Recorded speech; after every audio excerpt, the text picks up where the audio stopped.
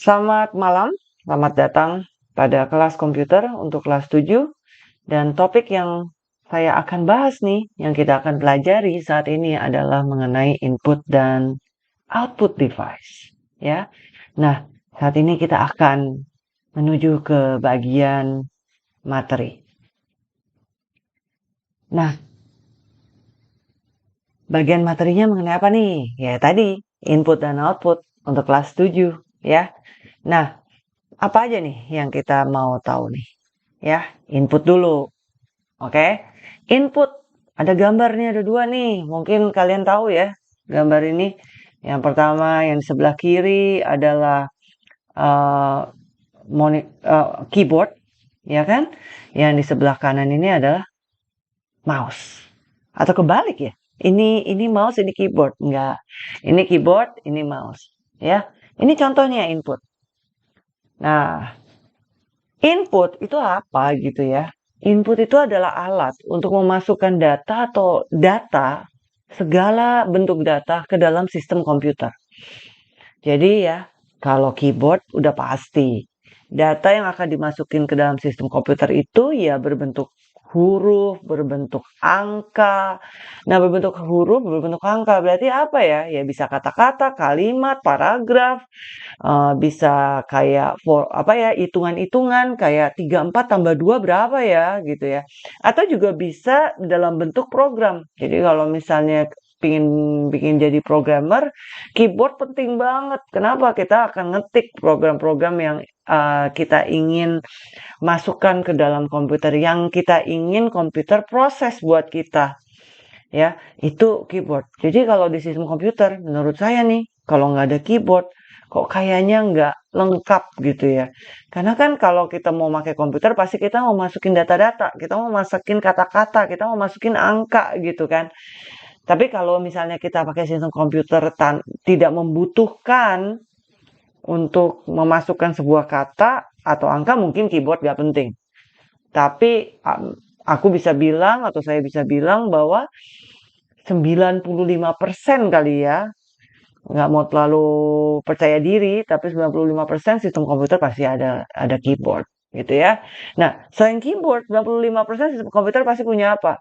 Ya punya yang di sebelah kanan, mouse. Ini penting banget, apalagi untuk yang main game.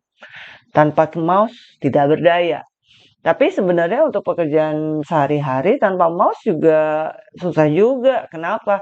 Karena hampir semua operating system itu udah menggunakan yang namanya GUI, Graphical User Interface, di mana kursor ada di situ. Dan untuk menggerakkan kursor itu, kita akan menggunakan mouse. Seperti ini nih, kursornya bergerak-gerak ini, aku pakai mouse.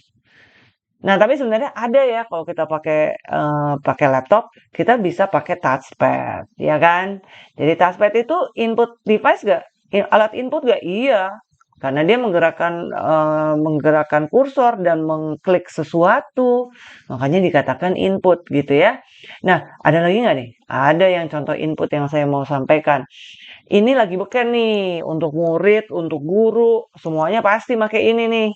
Ya, kalau kita lagi Google Meet, kita lagi Zoom, kita kan pasti pingin dong kadang-kadang mengeluarkan suara kita dalam diskusi. Nah, untuk mengeluarkan suara kita supaya suara kita terdengar, itu kita menggunakan input device yang namanya mikrofon.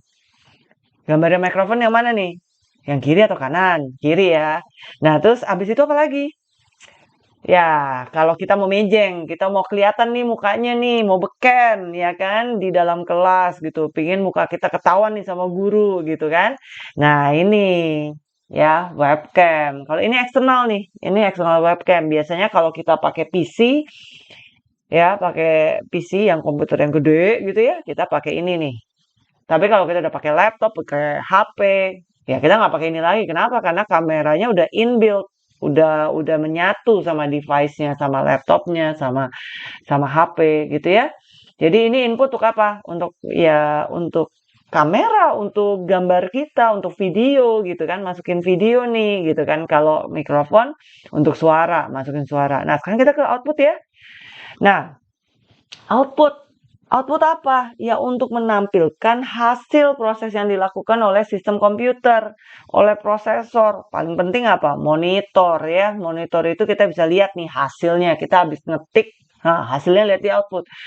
Habis ngetik kita mau ada ketikannya itu di sebuah kertas. Nah, jadi kita perlu apa? Printer. Nah, itu gambar printer. Nih contohnya deskjet nih. Ya, ada macam-macam nggak printer itu? Oh, banyak. Ada dot matrix ya, ada laser itu yang paling cepat, kualitas bagus banget ya kan. Terus harga juga mahal. Terus kalau mau gede, kalau mau kita print out sesuatu yang besar ya kita pakai plotter. Terus kalau misalnya kita mau buat 3D shape ya, oh bisa loh sekarang ada 3D printer ya. Belum populer tapi udah ada 3D printer ya. Apalagi nih contohnya. Nah, ini nih kalau tadi tuh aku udah kasih contoh ya, input device yang dipakai untuk online learning. Nah, kalau hybrid learning kemungkinan kita pakai output device ini nih. Hybrid learning maksudnya ya sebagian online, sebagian offline dalam satu kelas. Nah, untuk apa nih? Ini untuk kayak menampilkan apa yang kelihatan di monitor di layar yang lebih besar. Gunanya untuk apa? Well, untuk supaya banyak orang bisa ngelihat hasil proses dari komputer. Kalau pakai monitor, kan paling-paling cuma 3 orang, 4 orang bisa lihat ya. Tapi kalau proyektor, oh bisa 10, bisa 100 ya, tergantung segede apa layar proyektornya gitu ya. Tapi dia bisa men-share hasil proses dari komputer itu ke banyak orang. Ya. Nah, ini udah di akhir pelajaran. Ya, udah hampir di akhir pelajaran. Jadi kita sekarang ke penutup ya. Jadi apa nih kesimpulannya? Ya input dan output. Ya, kita bisa tahu contoh-contoh dari input dan output. Moga-moga pelajaran ini berguna, dapat dimengerti, dan ya harus dimengerti. Karena nanti bakal ada tes kan.